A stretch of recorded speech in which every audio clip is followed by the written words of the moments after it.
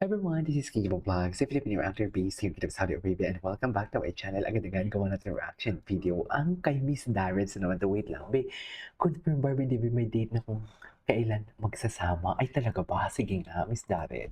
Eto na ang Asan yung mga pinakahalay ginto ng mga natin dyan, Barda Madam fans. Dahil Darrens? kung gusto nyo po talagang Ay lang, makita si Darrens. Barbie at si Mr. David Oh, Icauco, confirm na magkikita at confirm. magsasama sila dito. Yan ang pag-uusapan natin Okay, sige, maya-maya sige. lang. But ngayong Before araw, that, eto sige na, let's nga. talk about Barbie and Mr. David Licauco. Meron pong isang point of view dito na talagang kumuha ng attention ko. Sabi po ni Pinay 264, my point of view, I think waiting lang si David for Sinabi niya, Barbie. 264 is my Matapos Dubai. ang solo project niya, Right? while David Yeah. will be busy sa business niya, fitness, sabi nga niya sa isang interview, he'd rather to be busy outside his showbiz para iwas muna sa mga True. toxic bashers, which is very true. True. Kef or left and right kasi ang bash sa kanya at kung sino-sino ang link sa kanya na alam naman natin na isa lang ang gusto niyang maka-fair sa project. From his own mouth and words, only Barbie can calm him down and he's more comfy kay Barbie niya kaya he will sacrifice his own career showbiz muna for a while waiting for Barbie for their new projects together. I bet this is gonna be huge production and his dream to have another Maria Clara at Ibarra 2.0.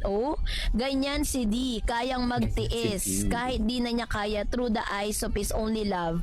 Mag-giveaway muna siya Tama sa talaga kanyang yung bibi, compliment. Exactly. bibi ngayon. Ayun. Tama na may sinabi ni Ma'am Shi, 'di ba? Parang for the longest time kasi na umeere at I think naman kasi bilang isang public figure, hindi talaga maiiwasan na magkaroon ka ng bashers kasi once na may mga bashers ka, parang sinasabing relevant ka pa rin talaga sa showbiz kasi kapag nanahimik Relevant na ka yung mga talaga. yan, wala na silang sasabihin para patungkol sa'yo. Hindi ka na ready po. Sabi nga, good or bad publicity, still publicity. Kaso nga lang, di ba, bilang isang tao pa rin, normal na Siyempre, tao kasi nakakaramdam sila ka eh. talaga. Tama So ka nakakaramdam din sila ng Tama inis, ka. nakakaramdam sila ng pagod sa iba't ibang mga toxic bashers na talagang ang daming sinasabi towards Mr. David Licauco. I agree with Ma'am Shi Pinay na sinabi niya dito na di baling magpaka-busy na siya outside showbiz kesa naman po para makaiwas din siya sa mga toxic bashers.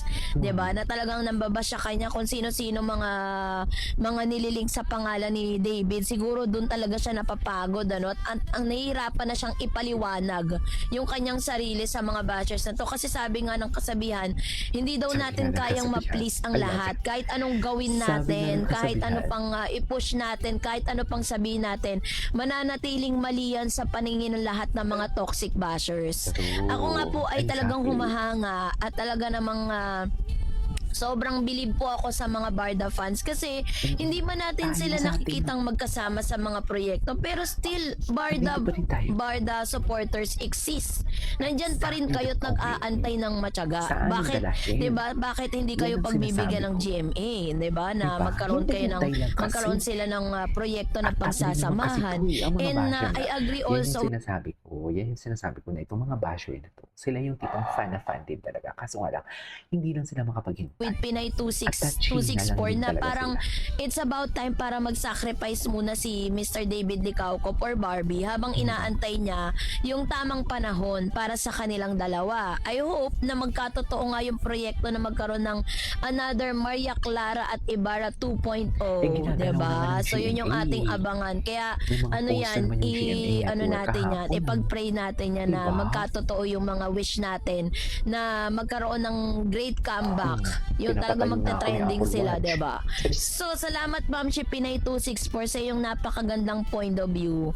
At ngayon Balik ito na tayo sa pag-usapan na kwento. natin kasi Tama. ito po ay kumpirmado. Ito po confirmed. ay ibinalita ng Filipina Star ngayon kung saan sinasabing si Barbie Fortesa at David Licauco ay magsasama dito po sa isang proyektong ito. So sabi po ng Tatakbo Philippine sa Star Manila. ngayon, Okay. inaanyayahan ng GMA Artist Center ang season runners and first timer pa lamang na sumali sa Sparkle Run 2026 na magaganap sa iconic na Quirino Grandstand, Manila sa May 30. So, Kasi alam niyo confirm na bakit magkakaroon po naging iconic? sila, Kasi di ba dyan yung magkikita-kita hostage, sila ng May hostage? 30, magkakasama sila. Magkakaroon ng pagkakataon ng mga ano lang. fans na tumakbo kasama ang mga artista ng Sparkle na sina Alden Richards, David Licauco, Barbie Portesa, Rayber Cruz, Glyza De Castro, Camille Prats, Derek Monasterio, Christopher Martin, Mikey Quintos, Sofia Pablo, Allen Ansay. So sila po yung mga magkakasama. Nagpapatuloy naman ang kasabikan ng pagsali rin ng mga housemate ng Pinoy Big Brother Celebrity Collab at marami pang sorpresang bisita na gagawing kakaiba ang kaganapang ito na pinagsama-sama ang pagtakbo sa isang pagdiriwang ng good vibe, shared energy, and genuine kapuso. So ibig sabihin, ito pong project na ito ay pangungunahan ng mga Sparkle artists at ng mga Pinoy Big Brother Celebrity Collab ng mga housemates. Nandun din sila. At makikita rin natin dito si Barbie at si David na magkasama sa isang event, no? Ang ano natin, kung magkakaroon man po ng mga portion dito, interview portion, or magkakaroon man sila ng appearance dun sa stage, sana nga pagsamahin sila, may lineup na ganon, di ba? So, according po dito, bukas ang lahat ng antas na may distansyang 3,000 km, 5,000, 6,000, 6.6 km, 10 km at 16 km. Ang Sparkle Run 2026 ay magsisimula sa Quirino Grandstand kung saan ang mga mananakbo ay dadaan sa maksaysayang kalye at pinagsama-samang energy at libangan sa gitna ng mga live na pagtatanghal ng mga interactive activity. Okay.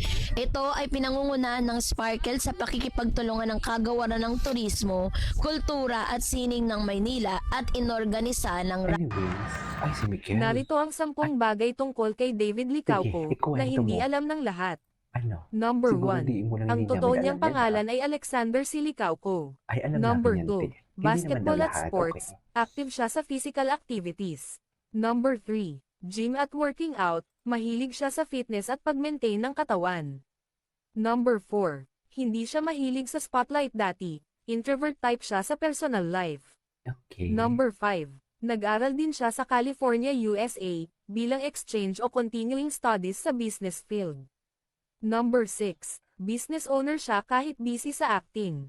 Number 7. Mas gusto niya yung chill at simple travel, hindi yung sobrang flashy.